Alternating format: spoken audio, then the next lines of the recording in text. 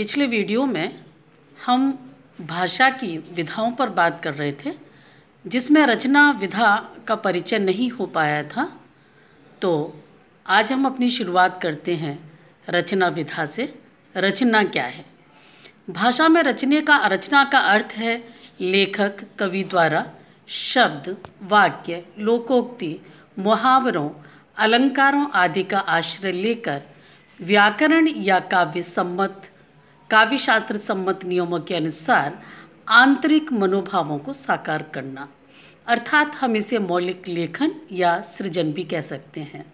मैं एक बात यहाँ स्पष्ट कर देना चाहती हूँ कि जिस तरह से हम किसी लेखक के द्वारा लिखी हुई कहानी, कविता इत्यादि पढ़ते हैं तो उसे हम पद्य या गद्य विधा में ले जाएंगे, लेकिन जब हम खुद रचना करते हैं, जब विद्यार्थी खुद रचना करता है, खुद लिखता है, तब हम उसको रचना कहते हैं और उसको पढ़ाने का तरीका भी उससे अलग हो जाता है।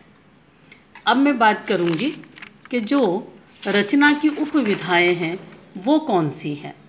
तो रचना की जो उपविधाएं हैं, निबंध लेखन, कहानी लेखन, कविता लेखन, नाटक लेखन, संपादकीय, अनुवाद लेखन, पुस्तक समीक्षा, सार लेखन, दृश्य देखकर कविता, कहानी, नाटक इत्यादि लिखवाना, पत्र लेखन इत्यादि इत्यादि, ये सब रचना की उपविधाओं में आती है। माने साहित्य की समस्त विधाएं मौलिक रूप से रचना के अंतर्गत आ जाती हैं। तो आप समझ गए होंगे कि जो ये रचना विधा है वो क्या है। अब मैं आपके सामने जो बात करती हूँ कि जब हम इन सारी विधाओं को पढ़ाने की, मैं समेकित विधियाँ आपको भाषा शिक्षण की बताना चाहती हूँ। उसके बाद जब मैं अगला वीडियो डालूँगी तो भाषा की विधाओं के अनुसार मैं आपको अलग अलग विधियाँ बताने वाली हूँ। पहले हम समेकित विधियाँ देख लें। एक ही पृष्ठ में मैंने सारी विधियाँ लिखने का प्रयास किया है। व्यास विधि है, प्रवचन विधि है, आज हम नाम जाने पहले।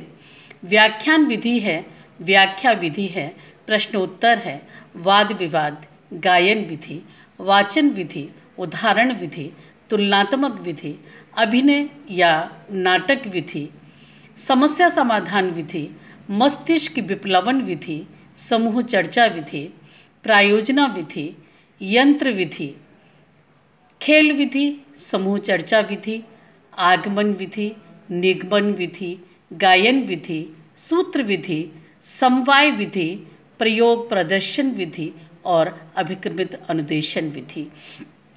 ये जो समस्त विधियां हैं, ये समस्त विधियां हैं भाषा शिक्षण की। इन विधियों में इन्हीं में से हम गद्य पढ़ा सकते हैं, इन्हीं में से हम पद्य पढ़ा सकते हैं, इन्हीं में से कुछ विधियां आपके व्याकरण की हैं तो कुछ विधियां आपके रचना की हैं, कुछ नाटक की हैं।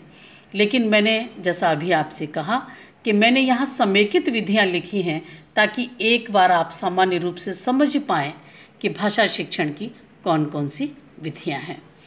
तो यहाँ पर हमारा ये जो छोटा सा वीडियो है आपको समझाने की दृष्टि से ये यहाँ समाप्त होता है।